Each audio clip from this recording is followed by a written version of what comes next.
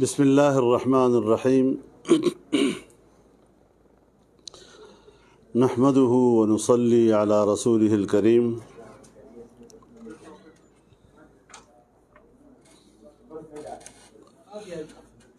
ملک کی سیاسی صورتحال کے حوالے سے جو وقت گزر رہا ہے اصل حقائق سامنے آ رہے ہیں۔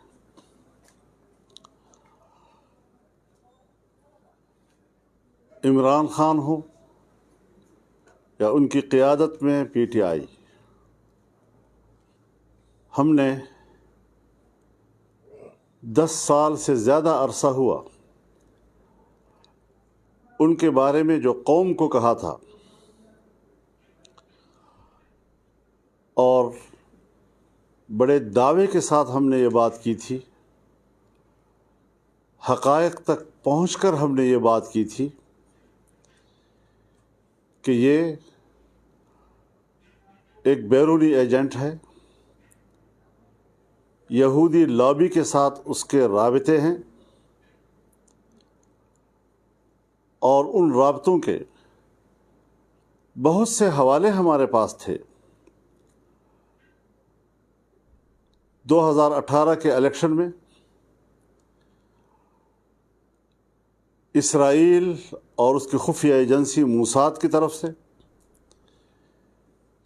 انڈیا اور اس کی خفیہ ایجنسی را کی طرف سے، اور بعض عالمی قوتوں کی طرف سے جو ان کی مالی مدد تک بھی کی گئی اور اس کے حق میں پروپیگنڈے کیے گئے، اس کے لیے آسمان کی قلابیں ملانے لگے، سب کچھ کیا انہوں نے۔ لیکن آپ اس بات کی گواہی دیں گے کہ ہم نے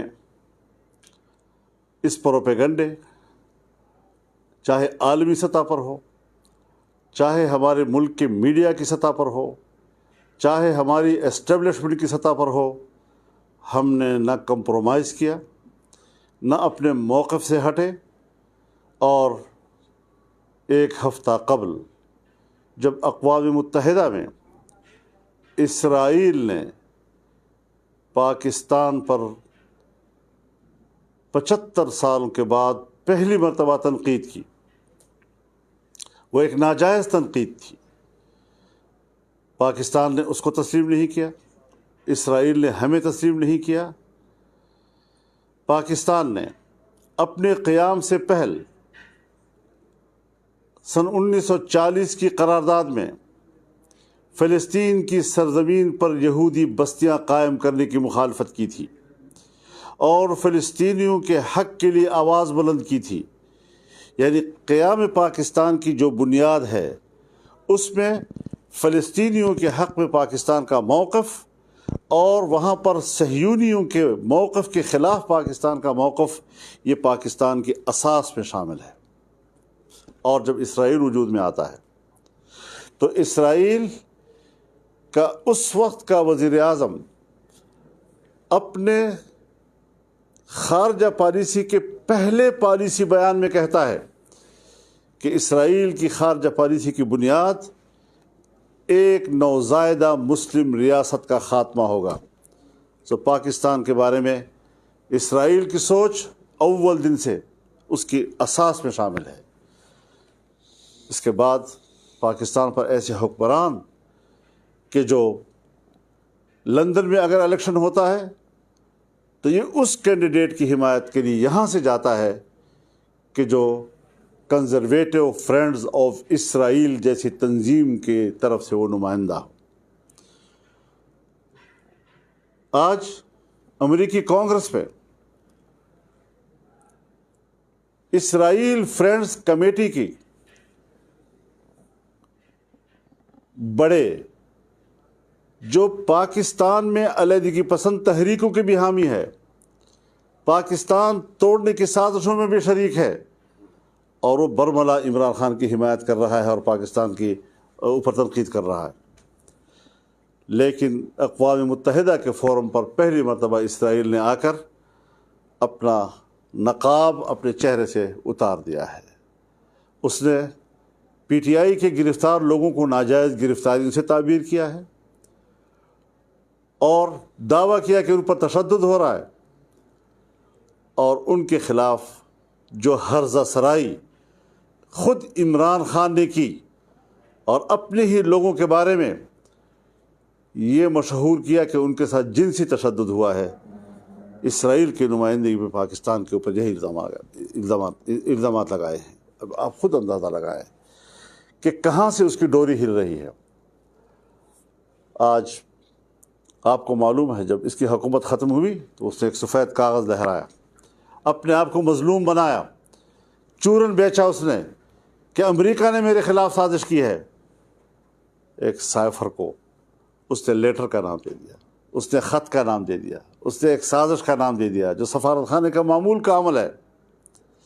آج اس کا اپنا پرنسپل سیکرٹری اعظم خان بیان دے رہا ہے کہ سب ڈرامہ تھا، تو یہ بھی کہتا ہے کہ میں نے اس کو روکا بھی، کہ یہ بات بنتی نہیں ہے۔ اور پھر جو امریکہ کا مہرہ ہے پاکستان میں، وہ امریکہ کے خلاف بات بھی کرتا ہے تاکہ میرا کسی طریقے سے پاکستان میں یہ چورن بک سکے، اور میں اس حوالے سے اپنے آپ کو مظلوم بناؤں۔ پاکستان کے عوام آزادی منش عوام ہیں، یہاں پر عمومی سوچ امریکہ کے خلاف ہے، تو عوام کو گمراہ کرنے کی کوشش کی۔ پہلے آئیڈیل اور نظریاتی باتیں، بڑے عجیب قسم کے نظریات پیش کر کے انہوں نے نوجوان ذہن کو گمراہ کیا، عوام کو گمراہ کیا، اور آج پھر اس نے ایک مرتبہ عوام کو گمراہ کرنے کی کوشش کی، جس کی حقیقت بھی آج سامنے آ گئی ہے۔ اس کے اپنے گھر سے شہد شاہد من اہلہ، اپنے گھر سے اس پر گواہی آ رہی ہے۔ یہ سارے حقائق اب حقائق ہیں، اس کو اب جھٹلایا نہیں جا سکتا، اور مزید انتظار کیجئے حالات کیا کیا گل کھلاتے ہیں، کیا کیا حقائق سامنے لاتے ہیں۔ تو یہ ایک مختصر سی گفتگو میں آج پھر آپ کے سامنے رکھ رہا ہوں کہ یہ سب وہ باتیں ہیں کہ جہاں تاریخ کا آنے والا ایک ایک ورق یہ تاریخ پر ثبت اور ان کے صفحات پر ثبت ہمارے موقف کی تائید کرتے چلے جا رہے ہیں۔ قوم کو سوچنا چاہیے، دانشوروں کو سوچنا چاہیے، محب وطن لوگوں کو سوچنا چاہیے، نوجوانوں کو سوچنا چاہیے، قوم کے آنے والے معماروں کو سوچنا چاہیے کہ اس نظریے کے ساتھ اور اس کردار کے ساتھ انہوں نے ملک کو چلانا ہے، ملک کی قیادت کرنی ہے کل۔ یہ میرا فرض ہے کہ میں حقائق سے عوام کو آگاہ کروں، اپنی قوم کو آگاہ کروں، پبلک کو آگاہ کروں، اور اپنے جوانوں کو آگاہ کروں، اور میں یہ فریضہ ادا کرتا رہوں گا انشاءاللہ العزیز۔ اللہ مجھے توفیق عطا فرماتا رہے۔ ساتھ ہی میں یہ بھی عرض کر دینا چاہتا ہوں کہ جمعیت علماء اسلام کی مرکزی مجلس عاملہ کا اجلاس ہوا۔ اس سے پہلے جمعیت علماء اسلام کی دستوری کمیٹی کا اجلاس ہوا، جس نے جمعیت کے دستور پر غور کیا، اس میں کچھ ترامیم تجویز کی، اور ان ترامیم کی تائید مرکزی مجلس عاملہ نے کی، اور حتمی منظوری کے لیے انشاءاللہ مرکزی مجلس شورا میں پیش کیا جائے گا، جو 5 اگست کو طلب کیا جا رہا ہے۔ تو اس اعتبار سے ہم الیکشن میں بھرپور حصہ لیں گے، اور ہماری مجلس شورا پہلے بھی اس بات کا اعلان کر چکی ہے کہ ہم پورے ملک پہ ہر سیٹ پر اپنا امیدوار لائیں گے، الیکشن لڑیں گے، اور پھر اگر ایڈجسٹمنٹ کی ضرورت ہوئی تو پھر اس حوالے سے ہماری جو ضلعی تنظیمیں ہیں وہ اپنے ماحول کے تحت ایڈجسٹمنٹ بھی کر سکیں گی کسی جماعت کے ساتھ بھی۔ تو یہ چیزیں ہماری مرکزی مجلس عاملہ نے طے کی ہیں، اور انٹرا پارٹی الیکشن کے لیے آج سے یکم محرم سے ہماری رکن سازی کا آغاز ہو رہا ہے، اور انشاءاللہ العزیز پہلے مرحلہ جو ہے ہمارے رکن سازی کا ہوگا، اور یہ ہم عوام میں جائیں گے، ہم پبلک میں جائیں گے، ہم کارکنوں میں جائیں گے، اور ایک عمومی طور پر لوگوں کو دعوت دیں گے اس قافلہ حق میں شامل ہونے کے لیے۔ اس کے بعد تنظیم سازی کا مرحلہ شروع ہوگا، جو ہمارے یونٹ سے لے کر تحصیل، ضلع، صوبہ اور پھر مرکز تک کے انتخابات ہوں گے، اور انشاءاللہ قواعد و ضوابط کے مطابق ہمارے تنظیمی ڈھانچہ جو ہے وہ قائم ہوگا، اور وہ پھر آئندہ ملکی سیاست پہ اپنے منشور کو کس طرح پیش کرتا ہے، اس کے لیے کیا حکمت عملی بناتا ہے۔ ہم الیکشن میں انشاءاللہ جمعیت علماء اسلام کا منشور لائیں گے، اور ایک بھرپور منشور جو قرآن و سنت کی روشنی میں ہے۔ انشاءاللہ پاکستان کے مسائل کا حل وہی ہے۔ آئین پاکستان قرآن و سنت کی بنیاد پر قانون سازی کی بات کرتا ہے، اور ہم بھی اسی حوالے سے انشاءاللہ العزیز قوم کے سامنے اپنا منشور لائیں گے۔ اللہ تعالی ہمارا حامی و ناصر ہو۔ نئی رکن سازی کے لیے ہم نے مولانا عطاء الحق درویش صاحب، جو ہمارے صوبہ خیبر پختونخوا کی جمعیت کے جنرل سیکرٹری ہیں، وہ ہمارے الیکشن کمشنر ہوں گے، مرکزی ناظم انتخاب ہوں گے، اور وہ رکن سازی کی نگرانی کریں گے۔ جی بہت بہت شکریہ حضرات کے۔ ہاں، عطاء الحق درویش صاحب مجھ سے کہہ رہے ہیں کہ آپ بسم اللہ کریں رکن سازی کے لیے۔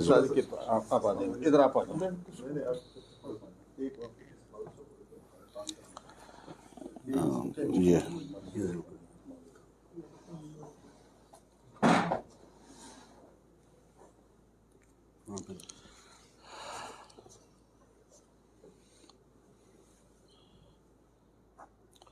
₹100 بھی نکالے۔ بالکل جی۔ حیدری صاحب آپ کے بھی حیدری صاحب کا بھی کریں نا؟ بڑے غوری صاحب کا، حیدری صاحب کا، غلام قادر صاحب۔ فیس کتنی ہے جی؟ ₹100 رکنیت فیس ہے جی۔ فیس کے اصول کے مطابق آپ کو باقی بخشش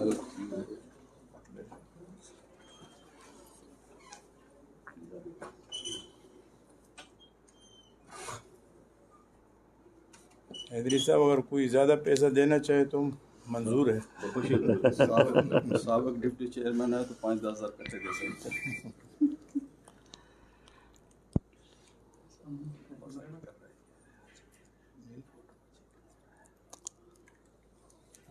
چلے جی، اس کو فن تو کر دینا۔ یہ وہ بند کیا ہے جی؟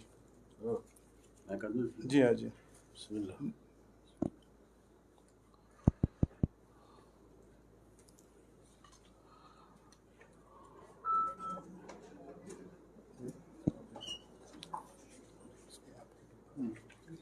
آپ کر کے پھر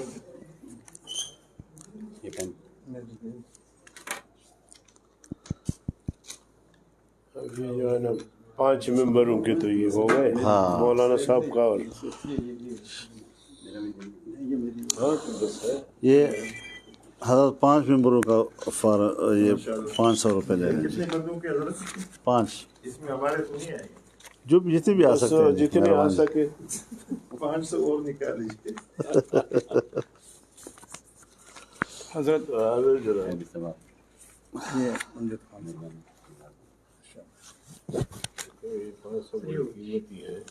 حیدری صاحب جو بچتا ہے پھر مجھے واپس دے دیں۔ فیروزی خان صاحب کو بھی لے لیں۔